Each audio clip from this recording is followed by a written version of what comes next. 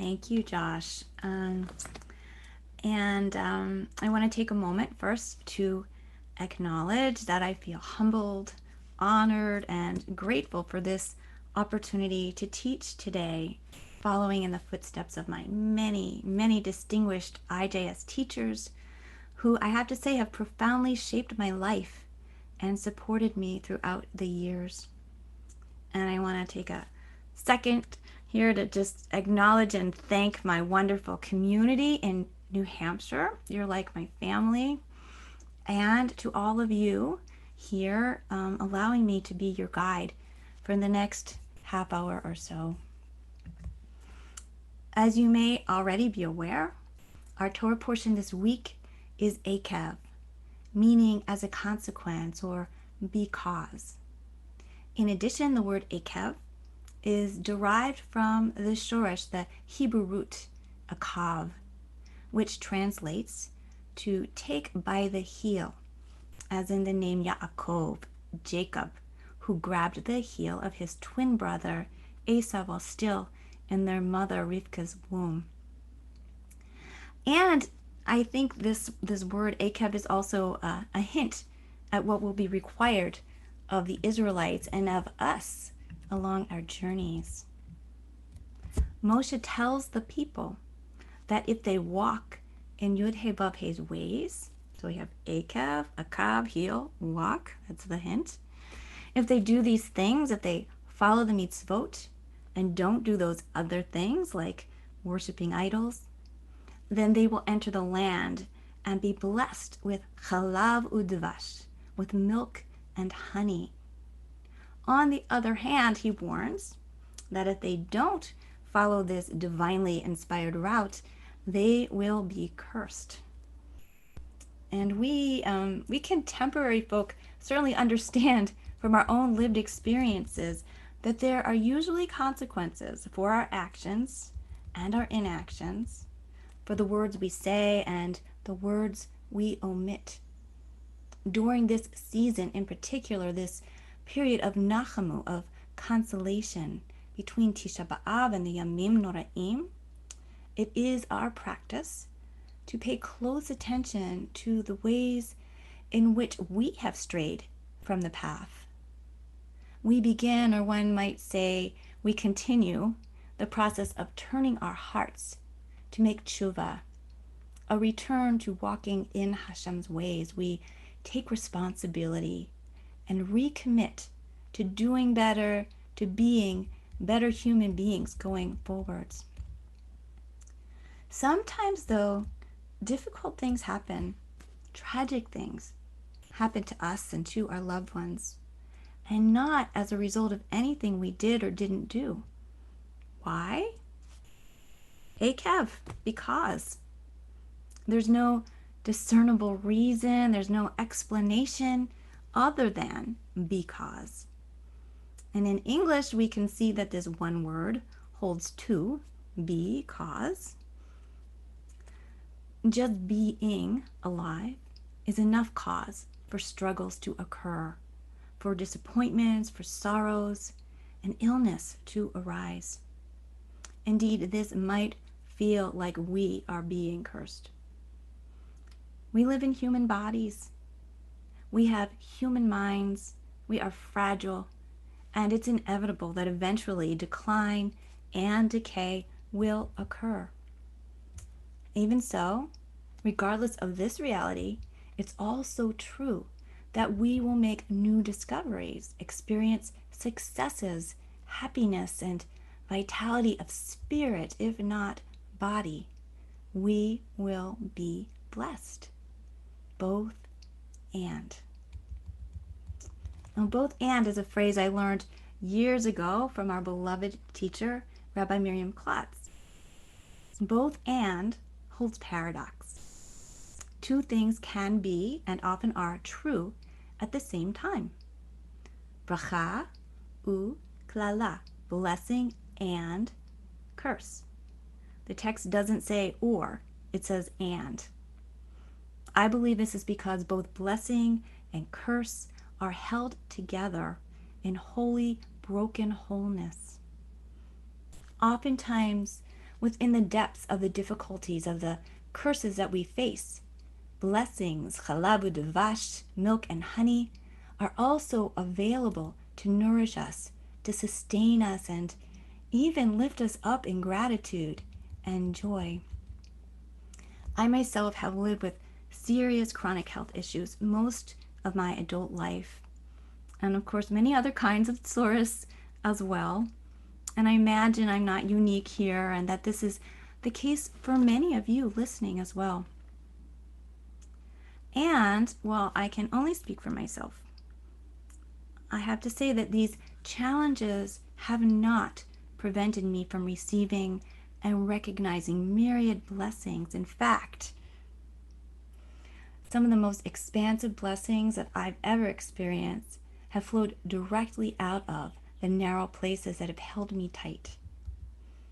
And to be clear, I have to say that this is not a judgment on anyone who has not found diamonds hidden within the rough and ragged places of your lives. It's just my experience.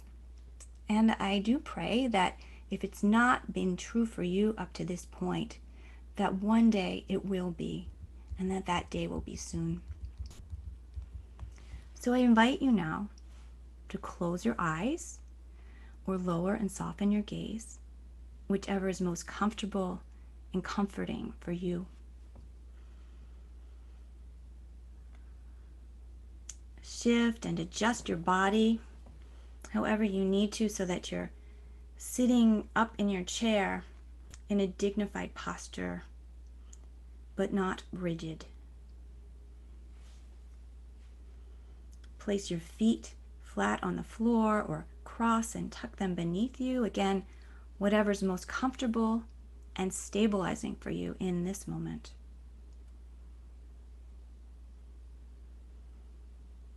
Feel the floor, the chair making contact with your body, supporting you. Pause.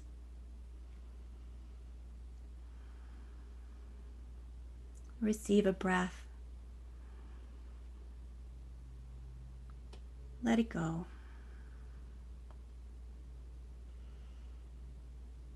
And let's begin tshuva, turning inward toward your own precious heart.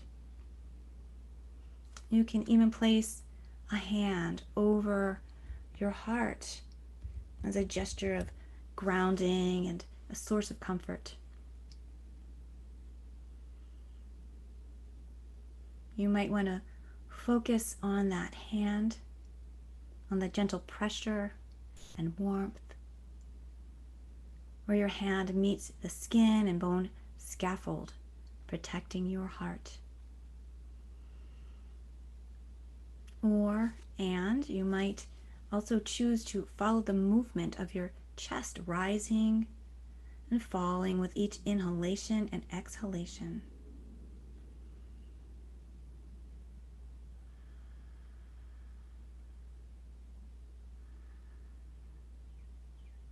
Allow your beating heart, your flowing breath, to serve as home, a felt place, a safe place to return to each time you notice that your mind is wandering towards a word, a thought, a story, a worry, a list, an ache, a pain, whatever it is that vies for your attention. And then without judgment, without clinging or trying to discern meaning, simply observe. And then consciously choose to return, to make tshuva, to mentally walk the primary focus of your attention back to this blessing, to sitting here, hand on heart, chest rising and falling. Just this breath, this moment.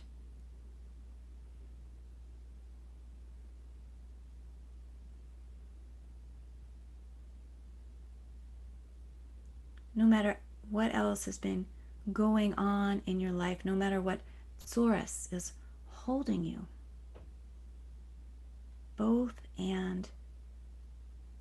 You can both have an awareness of all of that and choose to return to stillness, to softness, to the blessing of just this moment. Chalav udvash, this sweet, nourishing moment of presence.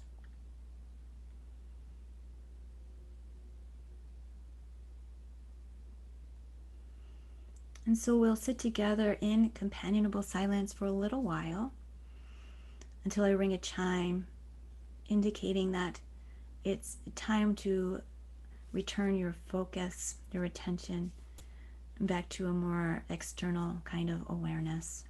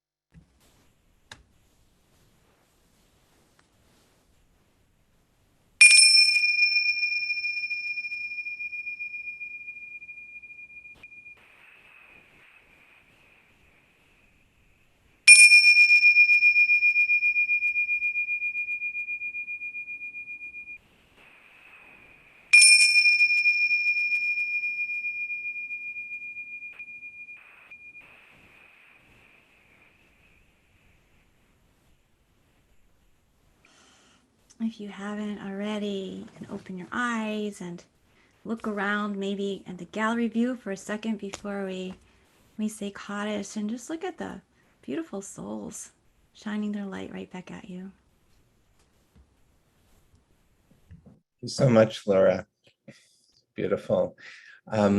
We'll conclude with Mourner's Kaddish in just a second, and then afterwards, those who would like to stay are welcome to continue sitting here for a few minutes, and we can have a chance for questions and comments with Laura. So, Adi, if you'll just put up the text, and if you are saying Kaddish for someone, remembering someone today and want to share their name in the chat, please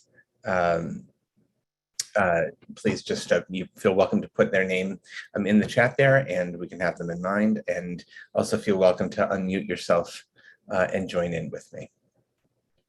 Yitgadal v'yitgadash Shmei Rabba Alma Tivrach Yiruteh Ve'amlich Malchuteh V'chayechon Yom Echon Chayei Dechol Beit Israel Agala Zman Kariv V'imru Amen Yehei Shmei Rabba Mevorach Shalom V'Almei Bara Yishaba V'Ta'ar V'Trumam V'Taseh Tadar V'Talel V'Talam Shmei Shabbat Shmei Na'ala min kol berchata v'shirata v'nechamata da'amaran v'alma v'emru amen. Yehi shlama rabba min shemayim v'hei chayim amen ve'al kol Yisrael v'emru amen. Yaseh shalom b'mkomav v'yaseh shalom aleinu ve'al kol Yisrael ve'al kol Yoshvei be'avecha v'emru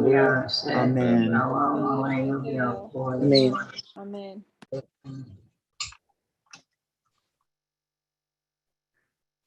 All right. Well, thank you again.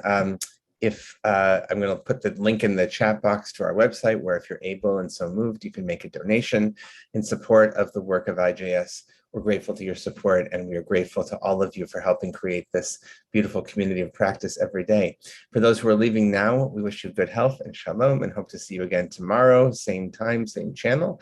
Those who would like to stay are welcome to stay here and ask Laura any questions or share any reflections that you have on today's meditation experience. Also, this will be saved on YouTube, so you can watch it or share it with friends later as well.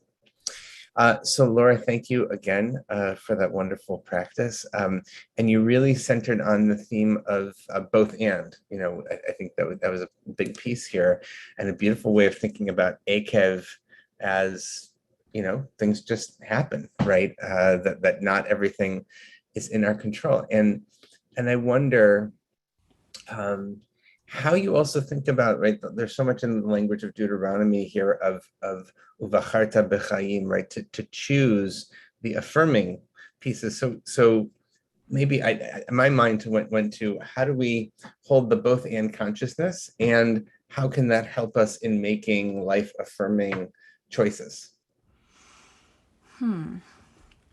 Well, I guess because the ACAV, the reality is, like you said, things happen. Things just happen. But if we dwell on the difficulties, on what we might think of as the negative things in our lives, then that's going to be the lens through which we experience everything.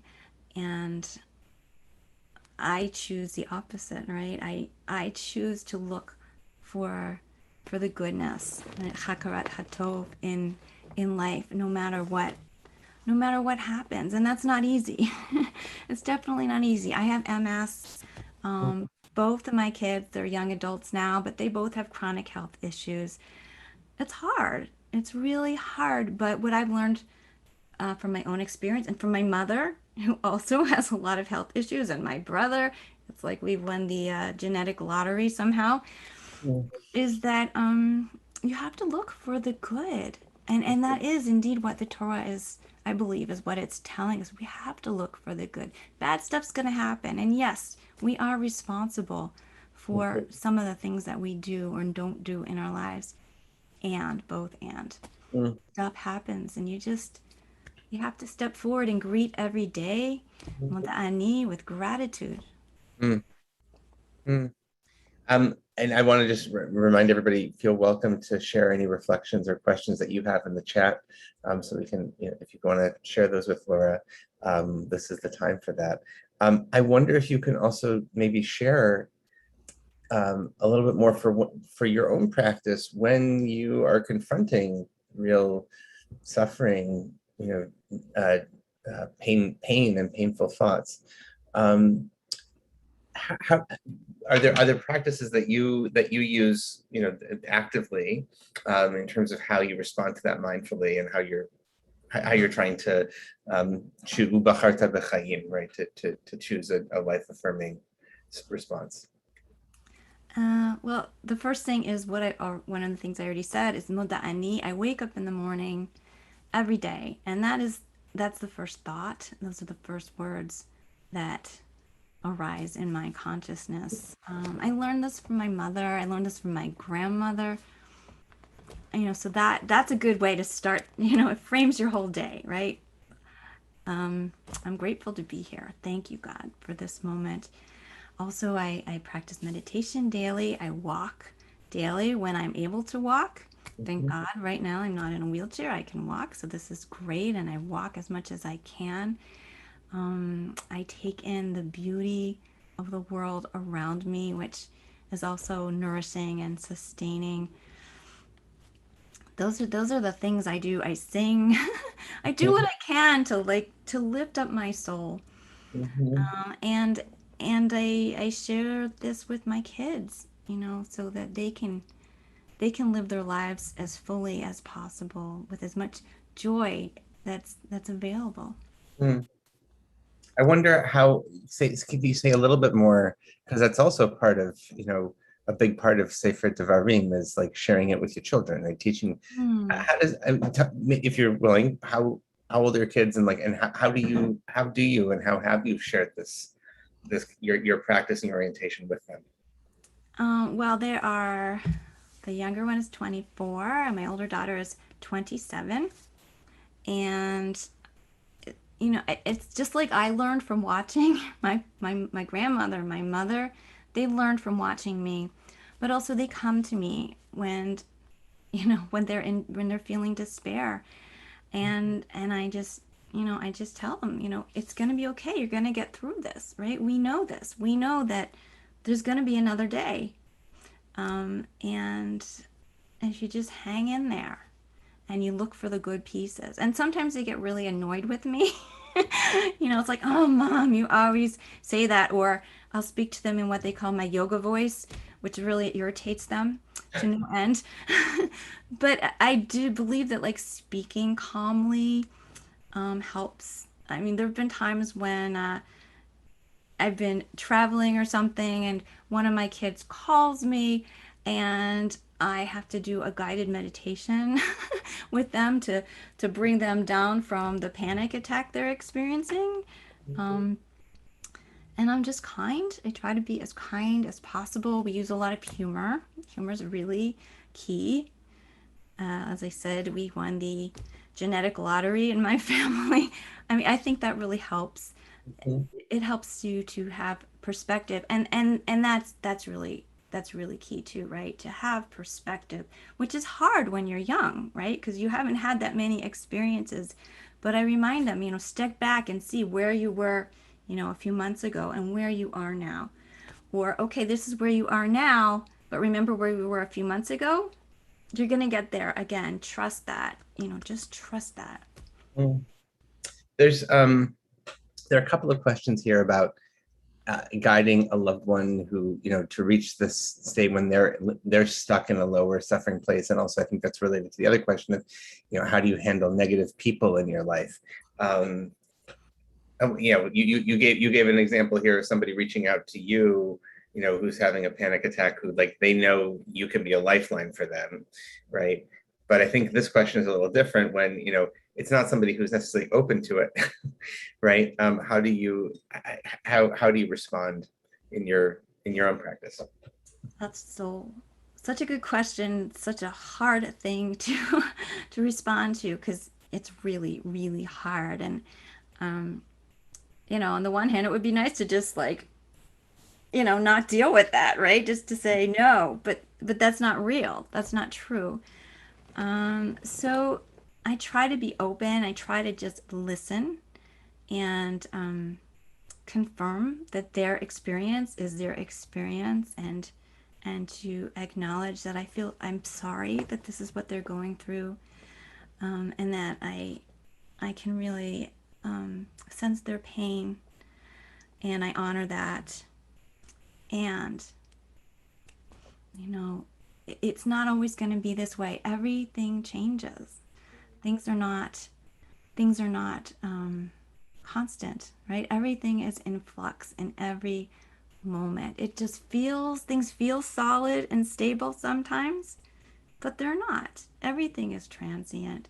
So that's what I do, and I say to people when they're feeling really negative, or maybe like you said, they're not open to hearing anything at all, and so then I just listen, and listening with an open heart myself, I think energetically allows them to possibly open up themselves. Great. It's a wonderful response. Okay, yeah, you're getting a lot of good affirmation there in the chat. This is wonderful. I want to thank you again, Laura, for sharing with us today and being with us, and Shakoach on your maiden voyage here. I understand. We look forward to having you back. And thank you to everybody for joining us today. We will be back here tomorrow, same time channel, 12:30 Eastern, 9:30 Pacific, wherever you're joining us from. And wish you shalom until then, or until we see you next time. Thanks, everyone. Thanks, Josh. Thanks, everybody. Bye-bye.